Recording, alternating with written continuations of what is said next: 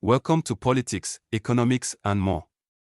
Your go-to channel for insights, analysis, and updates on happenings and developments in Nigeria and the global space. Our goal is quality analysis to deepen engagement and foster dialogue on happenings around you. To get notified of new uploads, please subscribe and hit the notifications button. Don't forget to like, share, and comment. Recent news report of African Democratic Congress, ADC getting panicky over EFCC invitation of some key members made an interesting reading for observers of the Nigerian political space. The Punch newspaper headline of Tuesday, August 12, aptly captured the details of the unfolding drama and provides lessons for all, particularly current and aspiring political office holders. According to the newspaper, panic has gripped the African Democratic Congress as the Economic and Financial Crimes Commission allegedly targets key members of the 2027 coalition, who are working to unseat President Bola Tinubu at the 2027 election. This comes as the EFCC on Monday interrogated former Sokoto State Governor, Aminu Tambuwal, a member of the coalition, over an alleged fraudulent cash withdrawals amounting to N189 billion. Tambuwal, who governed Sokoto State from 2015 to 2023, arrived at the EFCC headquarters in Abuja around 11:30 a.m. and was taken in for questioning by investigators. An EFCC source told The Punch that the withdrawals were suspected to be in violation of the Money Laundering, Prevention and Prohibition Act 2022, the source said. Former Sokoto State Governor, Aminu Tambuwal, is being held over alleged fraudulent cash withdrawals to the tune of N189 billion. The withdrawals are in flagrant violation of the Money Laundering, Prevention Prohibition Act 2022.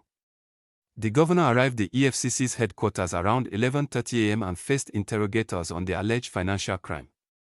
Another official of the commission, who also spoke on condition of anonymity because he was not authorized to speak on the matter, said he is in custody at our Abuja corporate headquarters. The investigation is ongoing. In a swift response by the ADC, the interim publicity secretary Abdullahi stated, "Yes, they have summoned our members, but I won't give you names. There are 3 of them, former governors. Some are already members of the National Assembly, while others are not. Some left office in 2023, and some even earlier than that. This is an attempt to force them to leave the coalition, or to intimidate them into not taking an active part in it. But we are determined to rescue Nigeria." In a statement issued earlier on Monday, Abdullahi had alleged that the EFCC had compromised its integrity by reopening old cases against opposition politicians while turning a blind eye to allegations involving the ruling All Progressives Congress members.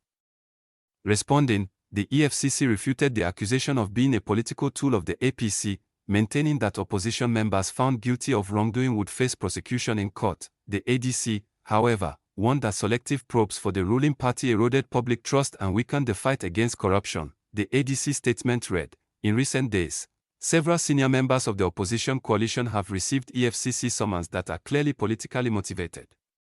These are not fresh cases arising from new evidence but new files opened in reaction to emergent political affiliations to intimidate key opposition figures." Based on the Guardian newspaper report, the EFCC has dismissed the ADC allegation that it is being used as a political tool against opposition figures ahead of the 2027 elections.